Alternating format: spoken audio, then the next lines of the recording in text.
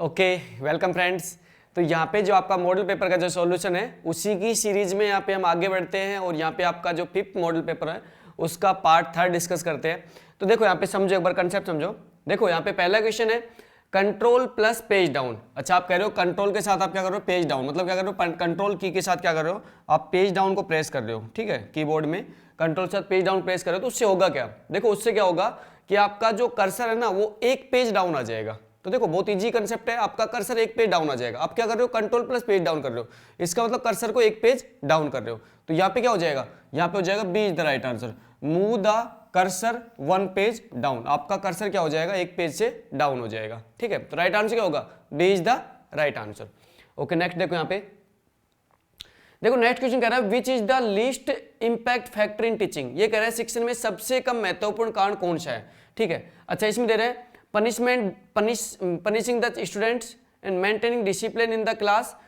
ठीक है, lecturing in the impressive way, drawing, sketching and diagram on the black board. ठीक है, तो देखो ध्यान रखना, आपका जो छात्रों को दंड देना, ठीक है, जो आप पनिशमेंट देते हो वो आपका टीचिंग का सबसे क्या जाता है, कम इंपैक्टिव वे माना जाता है। तो यहाँ पे आपके छात्रों को दंडित करना, या फिर मैं कह रहा हूँ पनिशिंग द स्टूडेंट, ठीक है, ये आपका सबसे लेस इंपैक्टिव होता है। ठीक है, तो आपके देखो इस टाइप के अगर आपके कोई क्वेश्चन आते भी आपके डायरेक्टली, ठीक है, तो यहाँ पे नॉर्मली आप अपना खुद का अंडरस्टैंडिंग से भी इन क्वेश्चन को कर सकते हो। ठीक है, तो ये आपका जो पनिशिंग द स्टूडेंट है ये आपका यहाँ पे क्या होगा, लीस्ट इंपैक्टिव फैक्टर होगा। ओके,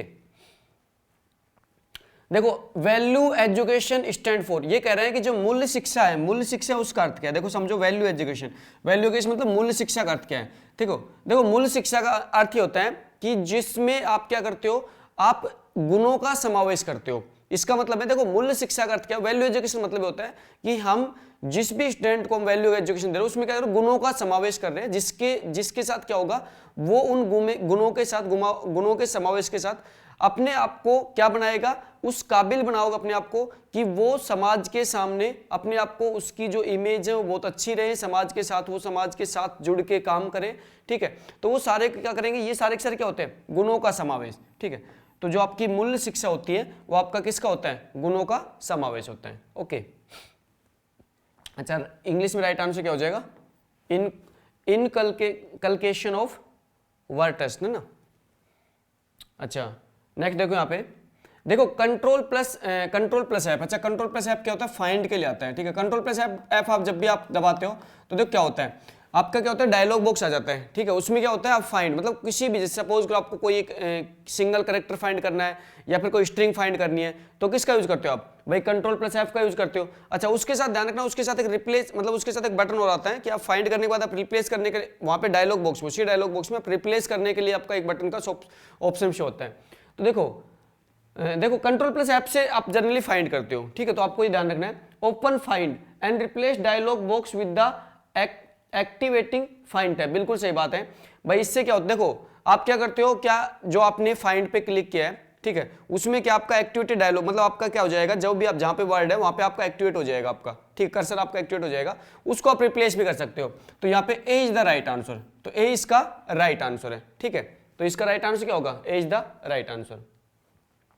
देखो ये कह रहा है माइक्रो कंप्यूटर, ये कह रहा है इंटेल जो आपका MCS जो 80 है वो किस पर बेस्ड है। तो देखो ध्यान रखना, जो MCS जो 80 है वो आपका 8085 माइक्रो, जो 8085 जो माइक्रो कंप्यूटर है, अब सॉरी माइक्रो प्रोसेसर है, उस सीरीज का है। ठीक है, इसका मतलब है ये आपका 8 बिट माइक्रो प्रोसेसर होते हैं। ये क्या होता है, 8 बिट जो आपके माइक्रो प्रोसेसर आते हैं उसी सीरीज का माइक्रो प्रोसेसर होता है। तो आपका जो MCS है 80, वो आपका 8080 का माइक्रो प्रोसेसर की क्या कैटेगरी में बिलोंग करता है। ठीक है, इसी सीरीज का है। ओके, देखो नेक्स्ट क्वेश्चन कह रहा है a number which is stored and processed but not in the standard exponential form. इसका मतलब एक्सपोनेंशियल फॉर्म नहीं है, इसका मतलब फ्लोटिंग पॉइंट, मतलब पॉइंट के बाद नहीं, फ्लोटिंग पॉइंट नहीं होगा, एक्सपोनेंशियल फॉर्म नहीं है। तो आपका किस टाइप का नंबर होगा, तो देखो फ्लोटिंग पॉइंट नंबर नहीं, फ्लोटिंग पॉइंट नंबर नहीं होगा, किस टाइप होगा, फिक्स्ड पॉइंट नंबर होगा। देखो साफ साफ कह रहा है stored and processed but not in the standard exponential form है, तो क्या किस टाइप का होगा, फिक्स्ड पॉइंट नंबर होगा भाई आपका। तो आपको ध्यान रखना है किस टाइप का नंबर होगा, फिक्स पॉइंट नंबर होगा। ओके, नेक्स्ट क्वेश्चन देखो यहाँ पे, देखो नेक्स्ट क्वेश्चन क्या कह रहे हैं यहाँ पे, which one is the following is correct, ये कह रहा है करेक्ट पूछा आपसे। अच्छा 16 का बेस यहाँ पे 10 दे रखा है, ये कह रहा है 18 इसका 10 होगा। तो देखो ध्यान रखना जो बेस यहाँ पे 16 का जो एक्चुअली जो बेस 10 होता है उसका अगर मैं बात करूँ यहाँ पे बेस 16 में, तो बेस 16 क्या हो जाएगा भाई, तो 15 हो जाएगा। 15 को रिप्रेजेंट किससे करेंगे, ऐप से रिप्रेजेंट करेंगे, और उस साथ में 1 हो जाएगा, तो ये तो गलत हो जाएगा, ये रॉन्ग है, ठीक है। अच्छा नेक्स्ट देखो 10 बेस 10 और बेस 8 नहीं बराबर नहीं होते, रॉन्ग है। अच्छा 20 और यहाँ पे 2 में दे रखा है, बेस 2 में दे रखा है, ये सही है, ये सही। देखो 20 क्या होता है, अगर मैं 20 की बात करूँ, देखो जैसे 20 की बात करूँ यहाँ पे, तो देखो 1 2 4 8 16, तो देखो 16 और 4 20, बाकी सबके सामने क्या लगा दो, 0 लगा दो, ठीक है। बहुत ईजी सा कंसेप्ट होता है यहाँ पे आपके बाइनरी नंबर फाइंड आउट करने का। तो ये आपका क्या हो जाएगा, 20 का बाइनरी हो जाएगा, तो ये सही है, ये आपका थर्ड नंबर का सही है, C is the right answer. Okay next देखो यहाँ पे, देखो नेक्स्ट है IoT network is a collection of, देखो जो IoT नेटवर्क होता है वो आपका कलेक्शन किसका होता है, ठीक है। तो किसका होता है भाई, इंटरकनेक्टेड डिवाइस। IoT नेटवर्क में क्या होता है, आपके इंटरकनेक्टेड डिवाइस का आपका नेटवर्क बनता है, ठीक है। तो इंटरकनेक्टेड डिवाइस का आपका कलेक्शन होता है IoT नेटवर्क। अच्छा नेक्स्ट देखो, देखो in C if you pass a array as a argument, ये कह रहा है कि भाई आप एरे पास कर रहे हो, आर्ग्यूमेंट के रूप में क्या पास कर रहे हो, एरे पास कर रहे हो टू ए फंक्शन। देखो किसी भी फंक्शन को कॉल करने के लिए आप क्या कर रहे हो, एरे को पास कर रहे हो, तो वोट एक्चुअली गेट पास, तो आप रियल में पास क्या करते हो, तो देखो ध्यान रखना जब भी आप एरे पास करते हो इसका मतलब उसका बेस एड्रेस पास करते हो, तो क्या पास करते हो, उसका बेस एड्रेस। तो क्या पास करोगे, उसका base address of the array. तो आपको ध्यान रखना है कि आप उसका बेस एड्रेस पास कर रहे हो, ठीक है। तो base address of the array ये पास कर रहे हो आप। ओके नेक्स्ट देखो यहाँ पे, देखो नेक्स्ट कह रहा है which one of the following describe correctly a static variable. देखो स्टैटिक वेरिएबल के बारे में आपसे पूछा, करेक्ट स्टेटमेंट कौन सा, सही स्टेटमेंट कौन सा है, ठीक है। अच्छा it can not be initialize, नहीं ऐसा नहीं होता, इनिशियलाइज कर सकते हैं, ठीक है। अच्छा गलत बात है, it is a initialize once at the common cent, क्या देर का सीमेंट नहीं, सेंटेक्स होगा of execution and can not be change at run time, नहीं ऐसा नहीं है, चेंज कर सकते हैं बाद में, रन टाइम पे चेंज कर सकते हैं। It retain it value during the life time of the program, ये बिल्कुल सही बात। देखो ध्यान रखना जो भी आप, देखो ये आपको ध्यान रखना है कि आपका जो स्टैटिक जो आपका वेरिएबल्स होता है वो आपका जो उसकी जो वैल्यू होती है, उसकी वैल्यू की जो लाइफ टाइम होती है वो आपकी, वो वैल्यू आपके कंप्लीट मतलब होल प्रोग्राम की वैल्यू को रिटेन करता है। आपने देखा होगा जैसे स्टैटिक के अंदर जो आपके, जैसे कई बार आपका कोड में आप, जैसे कई बार C++ द्वारा जब कोड में आप मतलब कोड चलाते हो, तो वहां पे आपने देखा होगा कि स्टैटिक की जो वैल्यू है वो आप फंक्शन में अगर आपके फंक्शन में टर्मिनेट होने के बाद उस पर दोबारा से आता हो तो भी स्टैटिक की वैल्यू क्या मिलेगी, आपको रिटेन मिलेगी, ठीक है। उसके आगे से एग्जीक्यूट होना स्टार्ट होता है। ओके देखो नेक्स्ट देखो, a function call mechanism that pass argument to a function by passing a copy of value. देखो कॉपी ऑफ वैल्यू पास कर रहा है, ठीक है। तो देखो कॉपी ऑफ वैल्यू मतलब होता है रियल में आप क्या पास कर रहे हो भाई, पास क्या कर रहे हो, तो आप ये कह रहे हैं आपको रियल में भाई आपका पास क्या कर रहे हो, कौन सा मैकेनिज्म पास क्या करो उसमें, तो कह रहा है call by name, call by value, तो यहाँ पे पास क्या करोगे आप, कॉल बाय वैल्यू पास करोगे, ठीक है। भाई आप वैल्यू पास करोगे तो क्या पास करोगे, भाई आपको कह रहा है कॉपी ऑफ वैल्यू पास कर रहे हैं तो क्या पास करोगे, कॉल बाय वैल्यू पास करोगे, ठीक है। तो B is the right answer. देखो in C++ dynamic memory allocation is a accomplish by with, देखो ये कह रहा है डायनेमिक मेमोरी एलोकेशन है वो आपका, उसके लिए आपका कौन सा ऑपरेटर यूज किया जाता है, ठीक है। तो ध्यान रखना आपको डायनेमिक मेमोरी एलोकेशन के लिए C++ में कौन सा ऑपरेटर होता है, न्यू होता है, ठीक है। तो यहाँ पे न्यू ऑपरेटर से आपके डायनेमिक मेमोरी एलोकेट होती है, ठीक है। आप देखोगे ना जब आप कोई भी ऑब्जेक्ट क्रिएट करते हो तो वहाँ पे न्यू ऑपरेटर का यूज करते हो, तो वो आपको क्या करता है, वो रियल में आपके डायनेमिकली मेमोरी एलोकेट करता है, ठीक है। तो A is the right answer. देखो the concept of locking can be use to solve the problem, ये कह रहे हैं लॉकिंग की जो आपका जो लॉकिंग का जो कंसेप्ट है वो आपकी क्या प्रॉब्लम सोल्व करता है। अच्छा पहला कह रहे हैं लॉस अपडेट, दूसरा कह रहा है अनकमिटेड डिपेंडेंसी, तीसरा कह रहा है इनकंसिस्टेंसी डेटा, चौथा कह रहा है। तो देखो ध्यान रखना आपके लॉस अपडेट, अनकमिटेड डिपेंडेंसी और इनकंसिस्टेंसी ऑफ डेटा ये सभी प्रॉब्लम को सोल्व करता है कौन, लॉकिंग। क्यों, क्योंकि लॉकिंग में करते क्या हो, देखो समझो आप लॉकिंग क्या करते हो कि सपोज आपकी एक टेबल है, आपकी एक पर्टिकुलर टेबल है, ठीक है। इस टेबल में बहुत सारा डेटा हो सकता है, जैसे यहाँ पे मैं बात कर रहा हूँ कि कोई भी आपकी एक अकाउंट टेबल है, ठीक है, एक अकाउंट टेबल है। तो यहाँ पे मैं क्या कर रहा हूँ, किसी पर्टिकुलर कस्टमर का अकाउंट को ऑपरेट करने के लिए मैं क्या कर रहा हूँ, यहाँ पे उसको लॉक कर रहा हूँ। पहले मैं लॉक कर रहा हूँ और उसके बाद में यहाँ पे कोई ऑपरेशन परफॉर्म कर रहा हूँ। अब जब मैंने इस पे लॉक कर दिया तो यहाँ पे सबसे पहले तो बेनिफिट ये मिलेगा कि यहाँ पे आपको दूसरा पर्सन इस पे काम नहीं कर सकता, ठीक है। अब जब इस पे दूसरा पर्सन काम नहीं कर सकता इस पे, तो मुझे पता है कि यहाँ पे क्या होगा, एक तो हमारे लॉस्ट अपडेट होने की प्रॉब्लम नहीं होगी क्योंकि मैं सिंगल काम कर रहा हूँ, अनकमिटेड डिपेंडेंसी नहीं होगी क्योंकि यहाँ पे मैं कमिट करने के बाद इसको मैं अनलॉक करूंगा, इसके बाद इनकंसिस्टेंट नहीं होगी, इसका मतलब है कि इस पे दूसरा पर्सन काम करेगा ही नहीं, तो डेटा इनकंसिस्टेंट होने के चांसेस नहीं होते हैं। ठीक है, तो यहाँ पे लॉक हमारे को सारे के सारे बेनिफिट देते हैं। ओके, नेक्स्ट देखो यहाँ पे, देखो नेक्स्ट कह रहा है कि इसमें से सही कौन सा है। देखो नेक्स्ट यहाँ पे सही के बारे में पूछा है। देखो करेक्ट ऑर्डर, देखो ये कह रहा है correct order if all the 6 clause given below appear in the query. ये कह रहा है कि इसमें से करेक्ट ऑर्डर कौन से है, जब आपके सारे के सारे 6 क्लोज हैं वो आपके सारे के सारे क्या होते हैं, एग्जीक्यूट होते हैं, पेयर होते हैं। अब देखो अब यहाँ पे समझो, यहाँ पे देखो ये कह रहा है select from where group by having और ऑर्डर बाय। तो देखो आपको ध्यान रखना है, पहला यहाँ पे सही है, तो आपका देखो सबसे पहले select from where group by having और ऑर्डर बाय। देखो अगर आपके यहाँ पे क्लोज का अगर मैं सीक्वेंस की बात करूं तो देखो सबसे पहले select from where group by having और ऑर्डर बाय, ये आपका राइट सीक्वेंस होता है। ठीक है, तो क्लोज का राइट सीक्वेंस होता है, ध्यान रखना, ये आपसे एग्जाम में बहुत बार पूछा जाता है क्लोज का राइट सीक्वेंस, तो आपको ध्यान रखना है क्लोज का राइट सीक्वेंस यहाँ पे क्या होगा, दिस वन। ठीक है, ये आपका क्लोज का राइट सीक्वेंस है। ओके, नेक्स्ट देखो यहाँ पे, देखो नेक्स्ट कंसेप्ट ये कह रहा है durability is ensure by the component. देखो ये कह रहा है ड्यूरेबिलिटी क्या एंश्योर करती है, देखो ध्यान रखना ड्यूरेबिलिटी। अच्छा देखो ड्यूरेबिलिटी ये कहती है, अगर बात करूं मैं एसिड प्रॉपर्टी की, देखो आपके एक एसिड प्रॉपर्टी होती है। ठीक है, एसिड प्रॉपर्टी में जो आपके डी का मतलब होता है ड्यूरेबिलिटी। ठीक है, डी का मतलब होता है आपके ड्यूरेबिलिटी। अच्छा ड्यूरेबिलिटी कहती क्या है, देखो समझो यहाँ पे ड्यूरेबिलिटी कहती है कि सिस्टम के किसी भी फेलियर पर, सिस्टम के किसी भी फेलियर पर आपका डेटा सेफ रहेगा। ठीक है, तो यहाँ पे क्या होता है, एनी टाइप ऑफ फेलियर, ये कहती है any type of failure, any type of failure, type of failure data are safe. ये कह रहे हैं किसी भी टाइप के फेलियर पर। अब देखो एनी टाइप ऑफ फेलियर का मतलब यहाँ पे भाई कोई भी आपके फेलियर क्या हो सकता है, भैया तो आपका हार्डवेयर फेलियर होगा, हार्डवेयर फेलियर होगा। ठीक है, या फिर आपका क्या होगा भाई, सॉफ्टवेयर फेलियर होगा। ठीक है, तो देखो ये कह रहा है कि या तो हार्डवेयर या सॉफ्टवेयर किसी भी टाइप के फेलियर पर आपका डेटा सेफ रहेगा। इसका मतलब ये किसकी गारंटी देता है, ये आपके रिकवरी गारंटी देता है। तो ये आपका क्या कहते हैं, रिकवरी मैनेजमेंट कंपोनेंट होता है। क्यों, क्योंकि अगर किसी भी कारणवश आपका डेटा में कोई सपोज करो कि आपके सॉफ्टवेयर कारणवश आपका डेटा उड़ गया, तो ड्यूरेबिलिटी क्या करेगी, आपके डेटा को वापस लेके आएगी। इसका मतलब ये रिकवरी मैनेजर का काम करती है। ठीक है, क्योंकि यहाँ पे जो आपकी एसिड प्रॉपर्टी होती है ट्रांजैक्शन की, बहुत इंपॉर्टेंट प्रॉपर्टी है, जो ऑलरेडी मैंने बाकी मॉडल पेपर में भी इस प्रॉपर्टी कुछ क्वेश्चन डिस्कस किए थे, तो आपको ध्यान रखना अच्छी प्रॉपर्टी है, इस पे डायरेक्ट क्वेश्चन आते हैं।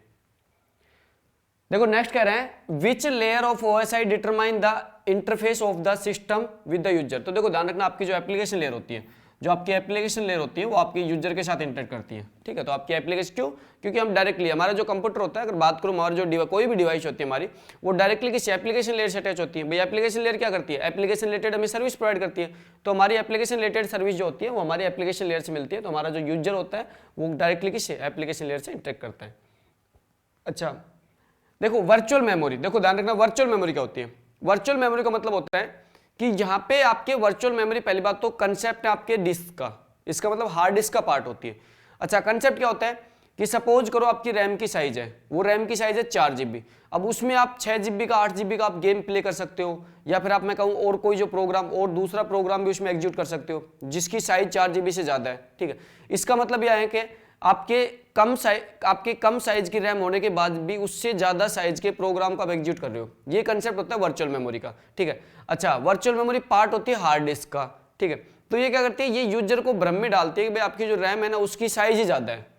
क्यों, क्योंकि यूजर तो क्या सोचता है, भाई मेरी रैम की साइज ज़्यादा है क्योंकि प्रोग्राम तो रैम में एग्जीक्यूट हो रहा है, जबकि ऐसा नहीं होता है। अच्छा आप देखो यहाँ पे एक्सट्रीम लार्ज मेन मेमोरी, नहीं ऐसा कुछ नहीं होता है। एक्सट्रीम लार्ज सेकेंडरी मेमोरी, नहीं ऐसा कुछ नहीं होता है। Evolution of the extreme large main memory, बिल्कुल सही बात है, ये भ्रम में डालती है। इल्यूशन मतलब भ्रम में डालती है कि ये भ्रम में डालती है यूजर को कि भाई जो मेन मेमोरी की साइज है वो बहुत ज़्यादा बड़ी है। ठीक है, जबकि ऐसा नहीं होता है। ओके, तो यहाँ पे सी इज द राइट आंसर। देखो नेक्स्ट देखो, consider the following statement arithmetic logic unit. अच्छा ये कह रहे हैं आपको अर्थमेटिक लॉजिक यूनिट ALU के बारे में यहाँ पे पूछा गया है। तो परफॉर्म अर्थमेटिक ऑपरेशन, बिल्कुल भाई आपका ALU अर्थमेटिक ऑपरेशन परफॉर्म करता है। परफॉर्म कंपैरिजन, बिल्कुल आपके कंपैरिजन ऑपरेशन को परफॉर्म करता है आपका ALU। ठीक है, तो आपको ध्यान रखना ये आपके अर्थमेटिक ऑपरेशन और परफॉर्म आपका जो आपका कंपैरिजन ये भी आपको परफॉर्म करता है। नेक्स्ट कह रहा है कम्युनिकेट विद IO डिवाइस, नहीं ALU कम्युनिकेट क्यों करेगा भाई IO डिवाइस के साथ, नहीं करता। Keep watch on the system, नहीं ऐसा कुछ नहीं है, ये भी नहीं है, गलत है। तो यहाँ पे A और B आपके सही है, मतलब 1 और 2 आपके सही है, तो आपका B राइट आंसर हो जाएगा। 1 और 2 ओनली आपके सही है, क्योंकि ALU के संदर्भ में आपसे पूछा है, तो आपके 1 और 2 राइट हो जाएगा। ठीक है, नेक्स्ट देखो यहाँ पे देखो the term cycle stealing is use in context of, देखो कह रहा है साइकिल स्टीलिंग की जो टर्म्स होती हैं वो किस में यूज की जाती है। अब देखो समझो यहाँ पे interrupt based data transfer, polling mode data transfer, DMA direct memory access. DMA देखो यहाँ पे डीएमए मतलब डायरेक्ट मेमोरी एक्सेस, यहाँ पे क्या है direct memory access, direct memory access. अब देखो समझो यहाँ पे जो डायरेक्ट मेमोरी एक्सेस का कंसेप्ट होता है वो आपके क्या होता है साइकिल स्टीलिंग का यूज करता है। अच्छा देखो राइट आंसर इसमें क्या होगा, C is the right answer, DMA based data transfer. अब देखो यहाँ पे एक्चुअल में कंसेप्ट क्या होता है डीएमए का, देखो यहाँ पे क्या करते हैं कि यहाँ पे हम सीपीयू को इंटरप्ट किए बिना हम क्या करते हैं मेमोरी से डेटा को लेके आते हैं, ठीक है। तो इस कंसेप्ट को हम कहते हैं कि आपके साइकिल स्टीलिंग की सहायता से यहाँ पे डीएमए क्या करता है सीपीयू को इंटरप्ट किए बिना आपकी जो सेकेंडरी मेमोरी होती है, इसका मतलब आपकी जो हार्ड डिस्क होती है वहां से डेटा को लेके आता है, ठीक है। तो ये आपका कंसेप्ट कहलाता है DMA based data transfer. Okay next देखो यहाँ पे, देखो principle of locality is used in, तो देखो आपको ध्यान रखना है जो आपके प्रिंसिपल लोकलिटी हो किसके लिए यूज होता है, आपके कैश मेमोरी के लिए यूज होता है, ठीक है। देखो प्रिंसिपल ऑफ लोकलिटी की बात करूं तो यहाँ पे दो टाइप का कंसेप्ट होता है, एक होता है स्पेशियल लोकलिटी, एक होता है स्पेशियल लोकलिटी, ठीक है। देखो एक तो आता है वो स्पेशियल लोकलिटी, ठीक है। अच्छा दूसरा यहाँ पे आता है, देखो दूसरा यहाँ पे क्या आता है टेम्परेरी, देखो दूसरा यहाँ पे क्या आता है टेम्परेरी, ठीक है। दूसरा यहाँ पे क्या आता है टेम्परेरी लोकलिटी। अच्छा अब देखो यहाँ पे कंसेप्ट कहता क्या है, ये कंसेप्ट ये कहता है कि यहाँ पे जब आप रैम से डेटा एक्सेस करो, यहाँ पे जब रैम से डेटा एक्सेस करो तो यहाँ पे एक्चुअल में जो आप जिस ब्लॉक को एक्सेस कर रहे हो उसके आस पड़ोस के ब्लॉक को भी एक्सेस करना है आपको, ठीक है। क्यों, क्योंकि सीपीयू उस ब्लॉक को भी सीपीयू क्या करेगा उस पर्टिकुलर जहां से आपने डेटा एक्सेस कर रहा है तो सीपीयू उसके बाद में अगले ब्लॉक को या उससे पिछले वाले ब्लॉक को भी एक्सेस करने की कोशिश करेगा कुछ में उससे रिलेटेड डेटा है, ठीक है। तो ये तो आपका कंसेप्ट है स्पेशल लोकलिटी। अच्छा टेम्परल लोकलिटी कहते हैं कि जिस डेटा को आपने एक्सेस किया है उसको आप रिटेन करो, रखो आप कैश में, क्योंकि उस डेटा को बाद में सीपीयू दोबारा एक्सेस करने की कोशिश कर सकता है, ठीक है। तो यहाँ पे इसका राइट आंसर क्या हो जाएगा कैश मेमोरी। तो यहाँ पे कैश मेमोरी कंसेप्ट होता है, प्रिंसिपल ऑफ लोकलिटी का जो कंसेप्ट होता है वो आपका किसका होता है कैश मेमोरी का कंसेप्ट होता है, ठीक है। C is the right answer. Okay next देखो यहाँ पे, देखो no SQL database is used mainly for landing large volume of, देखो ध्यान रखना है आपके नो एसक्यूएल डेटाबेस क्या होता है अनस्ट्रक्चर्ड डेटा को, देखो आपके लार्ज वॉल्यूम ऑफ जो अनस्ट्रक्चर्ड डेटा होता है उसके लिए आपके नो एसक्यूएल डेटाबेस का यूज किया जाता है। अगर इसका रियल लाइफ एग्जांपल बात करें तो आपके फेसबुक हो गया, इंस्टाग्राम हो गया, अमेजोन वगैरह हो गया, तो ये सारे के सारे क्या है ये नो एसक्यूएल प्लेटफॉर्म को यूज करते हैं। क्यों, क्योंकि इनके पास डेटा बहुत ज्यादा है, ठीक है, लार्ज अमाउंट ऑफ डेटा इनके पास, ठीक है। तो आज huge amount of data, large amount of data है जिसको आप अनस्ट्रक्चर्ड जो डेटा है उसको प्रोसेस करने के लिए नो एसक्यूएल डेटाबेस का यूज किया जाता है। ओके देखो नेक्स्ट देखो यहाँ पे, देखो नेक्स्ट कह रहा है arrange the following type of networking according to their size from largest to smallest, largest to smallest के अकॉर्डिंग आपको अरेंज करना है, मतलब आपके यहाँ पे ज्योग्राफिकल लोकेशन के हिसाब से आपको नेटवर्क में दिया गया है और उसको आपको लार्ज से स्मॉल में अरेंज करना है। तो सबसे बड़ा कौन सा होता है वैन होता है, फिर कौन सा होता है मैन होता है, फिर कौन सा होता है लैन होता है। तो wide area network, metropolian area network और लोकल एरिया नेटवर्क, ठीक है। तो C is the right answer. Next देखो यहाँ पे, ये कह रहा है a DFD is normally levelled as, ये कह रहा है डीएफडी जो आपके नॉर्मली लेवल्ड की जाती है वो क्यों की जाती है, ये गुड आइडिया फॉर डिजाइन, ठीक है। अच्छा नेक्स्ट देखो it recommended by the many expert, it is easy to do it. अच्छा यहाँ पे देखो, यहाँ पे ये जो ऑप्शन है एक, देखो यहाँ पे ऑप्शन आपको सारे सही से लग रहे होंगे, देखो आपको परफेक्ट ऑप्शन चूज करना है क्योंकि एग्जाम का क्वेश्चन है, एग्जाम में आया क्वेश्चन है। तो it is easier to read and understand a number of smaller DFD than the one large DFD. तो देखो यहाँ पे आपका क्या है, देखो आपके जो एक डीएफडी बनती है तो डीएफडी के लेवल होते हैं। अगर मैं बात करूं तो देखो आपकी सब डीएफडी क्या बनते हैं, डीएफडी लेवल 0, देखो लेवल 0, फिर इसके बाद क्या बनती है लेवल 1, फिर उसके बाद क्या बनती है लेवल 2। तो देखो लेवल 0, लेवल 1, लेवल 2 डीएफडी बनती है। तो ये क्या करती है, ये आपके डिफरेंट देखो ये आपके सिस्टम के फ्लो को बताती है जो कि डिफरेंट अलग अलग तरीके से डिजाइन करती है। जैसे डीएफडी जो 0 होती है या लेवल 0 होती है उसको हम कहते हैं कॉन्टेक्स्ट डायग्राम कहते हैं, तो वो आपके सिस्टम का ओवरव्यू बताता है, ठीक है, आपके सिस्टम का ओवरव्यू बताता है। उसके बाद लेवल 1 होता है वो थोड़ा सा और डिटेल में बताता है जहाँ पे डेटाबेस वगैरह इंक्लूड करे जाते हैं, और डीएफडी जो लेवल 2 है उसमें आपके सभी प्रोसेस के सेपरेट डेटाबेस को बताया जाता है, ठीक है। तो यहाँ पे क्या हो जाए D is the right answer, ठीक है, D is the right answer. देखो नेक्स्ट देखो यहाँ पे a technique for direct searching is, अच्छा इसमें से डायरेक्ट सर्चिंग क्या होगा हैशिंग, क्या होगा आपका एक डायरेक्ट सर्चिंग की टेक्निक कौन सी होती है हैशिंग। तो यहाँ पे क्या होता है एक हैश फंक्शन होता है, हैश फंक्शन की सहायता से हम क्या करते हैं डायरेक्टली सर्च करते हैं, ठीक है। तो hashing is the right answer.